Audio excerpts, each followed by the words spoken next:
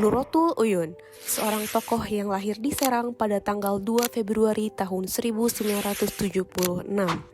Nurrotul Uyun telah mengabdikan dirinya untuk masyarakat dengan penuh dedikasi dan komitmen.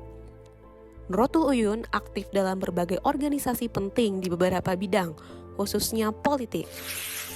Pada tahun 2019 hingga 2024, Nurrotul Uyun kembali terpilih dan kini menjabat sebagai Wakil Ketua DPRD Kota Cilegon. Kalau setelah lulus kuliah itu banyak interaksi sama teman-teman. Ternyata itu adalah teman-teman yang memang tergabung dalam Partai Keadilan waktu itu. Jadi saya bergabung bersama teman-teman, beraktivitas yang sama, mengikuti kegiatan-kegiatan yang sifatnya tuh hampir mayoritas itu adalah kegiatan-kegiatan sosial bersama masyarakat. Nurrotul Uyun merupakan sosok wanita inspiratif dari Cilegon yang menjadi tokoh perempuan berpengaruh di bidang politik di kota Cilegon yang telah menorehkan banyak prestasi gemilang. Nah, dalam perjalanan di 2008,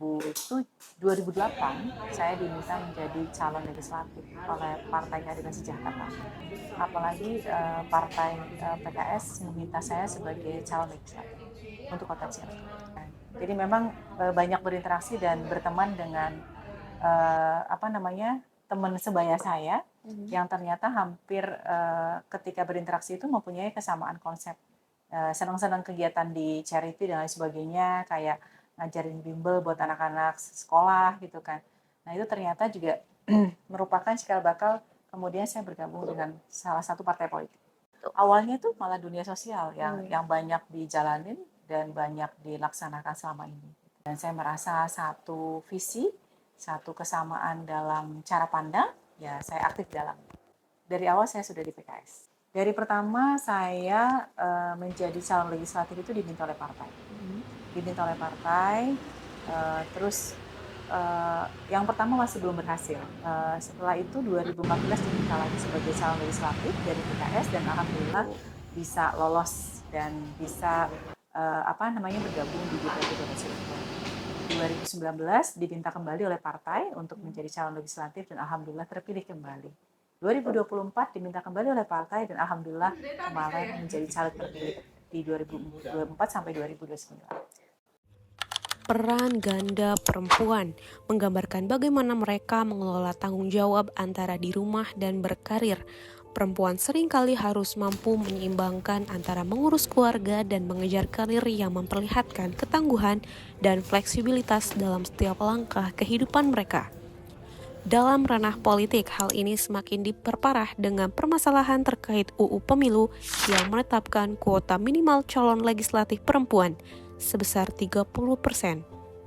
Hal ini dapat dilihat pada tahun 2024, hanya 7,1% perempuan yang menempati nomor urut 1 dalam daftar calon di tiap partainya. Data menunjukkan bahwa sejak 2011 hingga 2022, porsi perempuan di DPR RI tak pernah mencapai 30%. Hal ini menunjukkan masih adanya kesenjangan yang signifikan dalam representasi perempuan di legislatif. Sebenarnya yang paling penting adalah komunikasi. Kita harus ngomong sama keluarga kita, terutama keluarga inti dulu. Apa sih sebenarnya tanggung jawab yang akan melekat pada diri kita? Apalagi menjadi caleg kan butuh waktu untuk turun ke masyarakat, sosialisasi, sehingga mau nggak mau dukungan dari keluarga adalah nomor satu. Kalau keluarga inti kita, suami dan anak-anak sudah support dan memberikan dukungan yang maksimal, maka tentu saja keluarga besar kita juga harus disampaikan. Bagaimana proses menjadi caleg itu juga membutuhkan dukungan dari keluarga besar. Dan alhamdulillah di kegiatan saya selama ini sampai dengan posisi di pimpinan DPRD Kota Cirebon, alhamdulillah keluarga sangat mendukung dan itu menjadi sebuah kekuatan besar buat saya untuk terus bisa bersama dengan masyarakat. 2009 pemilu pertama saya memang belum berhasil karena memang fokus bersama dengan waktu itu saya juga harus menjaga kesehatan karena sedang hamil dan lain sebagainya gitu kan. Dan itu tidak kemudian menjadi penyesalan buat saya, tapi menjadi sebuah pengalaman yang sangat luar biasa. Yang penting sebagai perempuan kita harus bisa mengatur waktu semaksimal mungkin. Sebagai seorang ibu, sebagai seorang istri, mau nggak mau domain kita di rumah. Maka selesaikan dulu urusan rumah, urusan domestik kita, baru kita bisa beraktualisasi keluar. Maka itu menjadi sebuah kesempatan yang harus kita kerjakan semaksimal mungkin dan dibuktikan kepada keluarga kita bahwa kita mampu melakukan tugas-tugas kedomestikan sebagai seorang istri dan sebagai seorang ibu, juga tugas-tugas bersama dengan masyarakat. Cilegon dikenal dengan sebutan Kota Baja atas dasar sejarah panjangnya dalam industri baja. Sejak puluhan tahun lalu, kota ini telah menjadi pusat utama produksi baja di Indonesia.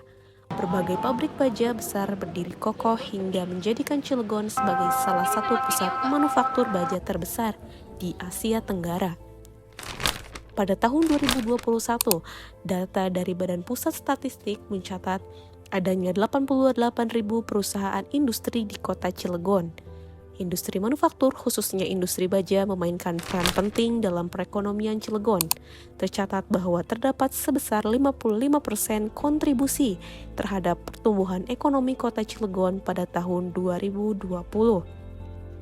Hal ini tercermin dari nilai ekspor bersih kota yang mencapai 35,18 triliun rupiah, setara dengan 34,10% dari total perekonomian daerah tersebut yang mencerminkan pertumbuhan ekonomi secara signifikan.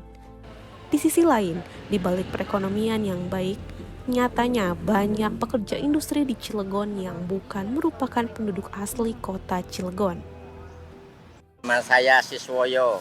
Kayak gitu, yang kaya makin kaya, yang miskin makin ringsek kayak gitu, miskin. Ya kira-kira ya saya mohonnya kayak gitu bantuan, bagaimana pengobatan yang gratis kan kayak terutama. Orang di sini aslinya orang sini itu nggak kerja, orangnya itu bodoh-bodoh, yang banyak itu perantauan dari Jawa Timur, Jawa Tengah itu. KS itu kebanyakan kan dari Jawa Tengah, Jawa Timur itu. Orang aslinya sini nggak ada yang masuk kerja kayak gitu. Kota Cilegon menghadapi berbagai permasalahan yang mendesak. Terdapat banyak isu, di antaranya adalah tingkat pengangguran terbuka yang mencapai 7,25%. Angka ini mencerminkan banyaknya warga Cilegon yang masih kesulitan mendapatkan pekerjaan. Di sektor pendidikan, tantangan juga tak kalah berat. Pada tahun 2023, data menunjukkan jumlah peserta didik di Cilegon mencapai 47.758 untuk jenjang SD, 14.944 untuk jenjang SMP, dan 7.478 untuk jenjang SMA. Namun, penyediaan fasilitas sekolah khususnya negeri di Cilegon masih terbatas dengan hanya 149 SD, 16 SMP, dan 5 SMA. Dengan kapasitas yang ada saat ini, muncul pertanyaan besar. Mampukah Cilegon menampung lebih banyak murid di masa depan? Tak hanya itu, Cilegon juga menghadapi masalah kesehatan yang serius. Angka kematian yang tinggi dan angka kelahiran yang terus meningkat menjadi tantangan besar. Lulusan sekolah yang banyak juga menambah beban di dunia kerja yang sudah kompetitif. Ditambah lagi, permasalahan infrastruktur seperti kondisi bangunan dan jalan yang kurang memadai semakin memperburuk situasi.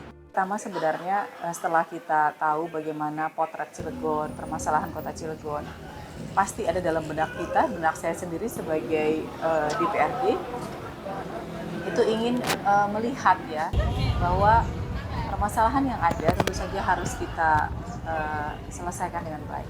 Komunikasi dua arah antara DPRD dengan eksekutif harus dilakukan, bagaimanapun juga PR kita bersama untuk menuntaskan bagaimana pembangunan di kota Cilegon itu bisa berdampak terhadap peningkatan kualitas hidup masyarakatnya. Bagaimana masyarakat Cilegon itu harus pendidikannya baik, kesehatannya baik, daya beli masyarakatnya juga baik. Sehingga kemudian kalau ketiga komponen itu bisa terpenuhi dengan baik juga, maka saya meyakini bahwa kehidupan masyarakat Cilegon juga bisa mempunyai sebuah pertumbuhan dan perkembangan yang jauh pesat dan perlu dukungan dari semua pihak, perlu dibangun sebuah kolaborasi yang bersama-sama dari semua stakeholder yang ada di kota Cilegon. Jika momen itu dihadirkan, komunikasi terbangun secara maksimal dan semua resources dimaksimalkan. Mudah-mudahan permasalahan yang ada itu bisa kita tuntaskan setahap demi setahap. Dorongan, kemudian juga dukungan dari semua sektor itu bisa menjadikan tugas pemerintah daerah lebih ringan dalam menyelesaikan permasalahan-permasalahan yang ada di kota Cilegon. Pastinya diperlukan sebuah ajakan, himbauan, aturan gitu ya. Kemudian juga dukungan juga kepada pihak-pihak lain oleh pemerintah daerah Kota Cilegon agar semua elemen itu bisa menjadi sebuah kekuatan besar yang bersama-sama melaksanakan fungsi pembangunan, dan kalau itu berjalan maka dampaknya akan bisa semakin banyak masyarakat Kota Cilegon yang merasakan pembangunan itu sendiri. Dan saya meyakini itu akan bisa menjadi salah satu alternatif solusi untuk menyelesaikan permasalahan-permasalahan sosial maupun permasalahan kehidupan yang ada di Kota Cilegon. Perlu sebuah role model yang bisa disajikan oleh pemerintah daerah agar betul-betul program-program yang dibuat oleh pemerintah daerah itu bisa berdampak positif terhadap masyarakat Kota Cilegon. Kita bersyukur industri cukup banyak di Kota Cilegon, maka yang paling penting yang harus kita lakukan adalah mengoptimalkan seluruh industri yang ada di Kota Cilegon agar resources ini bisa memberikan dampak yang positif secara proporsional kepada masyarakat Kota Cilegon. Tidak hanya dari sisi membuka lapangan pekerjaan, tidak hanya dari sisi memberikan kesempatan bekerja saja, tapi juga ketika semua industri tersebut dibingkai dengan aturan-aturan yang menjadikan hilirisasi bisa terjadi, maka semua potensi untuk memaksimalkan industri itu juga bisa berjalan dengan baik. Dan kalau itu terjadi, maka semakin banyak masyarakat yang bisa terlibat dalam kegiatan ekonomi. Tidak hanya di sektor formal, tapi juga non-formal. Ada sektor non-formal yang perlu digagas, perlu digarap, dan perlu dikuatkan oleh pemerintah daerah untuk menjadikan sektor ini lebih tumbuh dan berkembang, sehingga harapannya adalah sebagian masyarakat Kota Cilegon yang mayoritas belum bisa masuk dalam sektor formal dilibatkan dalam sektor non-formal ini sendiri. Dan saya yakin sektor inilah yang paling banyak bisa mendongkrak terhadap laju pertumbuhan ekonomi di Kota Cilegon. Tugas pemerintah daerah untuk menjadikan agar masyarakat yang siap bekerja di industri ini mempunyai keahlian, mempunyai skill, mempunyai kompetensi yang dibutuhkan oleh industri. Pemerintah Kota Cilegon punya Dinas Tenaga Kerja, maka Dinas Tenaga Kerja inilah akan menjadi sebuah dinas yang akan memberikan kesempatan besar kepada masyarakat Cilegon untuk bisa mendapatkan fasilitas pelatihan-pelatihan sesuai dengan kompetensi yang ada di industri. Tapi kan kebutuhan SDM yang ada di industri nggak sebanding dengan jumlah masyarakat yang ada di Kota Cilegon yang siap masuk dalam sektor formal itu sendiri. Maka berikutnya kita juga harus memberikan gambaran yang realistis kepada masyarakat. Tidak semua sektor harus diformalkan. Masyarakat bisa menggunakan memaksimalkan jalur non-formal. Bisa menjadi katakanlah pengusaha dalam konteks misalkan kalau bicara terkait dengan industri, maka industri rumahan gitu kan, kemudian juga terkait dengan usaha-usaha yang lainnya, IKM, UMKM menjadi bagian yang harus didukung dan didorong oleh pemerintah daerah. Yang tidak kalah pentingnya juga bahwa tidak hanya dalam kegiatan seperti itu, bagaimana masyarakat juga dilakukan pembinaan, diberikan kesempatan untuk melatih dirinya agar mau dan berani menjadi pengusaha. Harus didukung sehingga semua masyarakat bisa berpotensi untuk hadir dalam kegiatan ekonomi yang ada di Kota Cilegon dalam sektor-sektor yang sesuai dengan spesialisasi mereka. Karena saya sebagai kader partai, maka ketika partai menugaskan itu menjadi sebuah amanah dan tanggung jawab yang harus ditunaikan, harus dikerjakan. Kata Pak Saiful itu salah satu calon yang paling diselirik itu PKS. Paling dilirik ya. Kenapa dilirik? Pertama satu-satunya perempuan yang baru muncul. Satu itu, terus dan perempuan yang di jabatan politik tertinggi di Cilegon. Cuma Buyut. Terus didukung sama PKS yang mesin partainya juga berjalan. Jadi kenapa nggak duduk? paling capek. Gitu Pak. Jadi memang beliau salah satu kandidat yang memang Cocok, siap ya. dan layak berarti ya. Iya, untuk memajukan Kota Cilegon. Intinya jadi rebutan lah. Dan buat saya itu adalah sebuah sarana kita untuk bisa menjadi orang yang memberikan manfaat jauh lebih banyak lagi kepada masyarakat. Dengan hadirnya di eksekutif itu memberikan ruang yang besar kepada kita untuk bisa menjadi bagian dari masyarakat Kota Cilegon yang ingin berkontribusi terhadap optimalisasi pembangunan itu bisa lebih terasa oleh masyarakat Kota Cilegon. Cilegon adalah kota yang penuh dengan potensi dan peluang. Namun, untuk mewujudkan visi besar Cilegon sebagai kota yang maju, dibutuhkan pemimpin baru yang visioner, inovatif, dan berkomitmen. Saatnya kita bersama mendukung hadirnya pemimpin baru yang dapat menginspirasi dan mengaspirasikan suara warga serta membawa visi misi yang jelas untuk Cilegon tercinta. pada puncak kemajuan.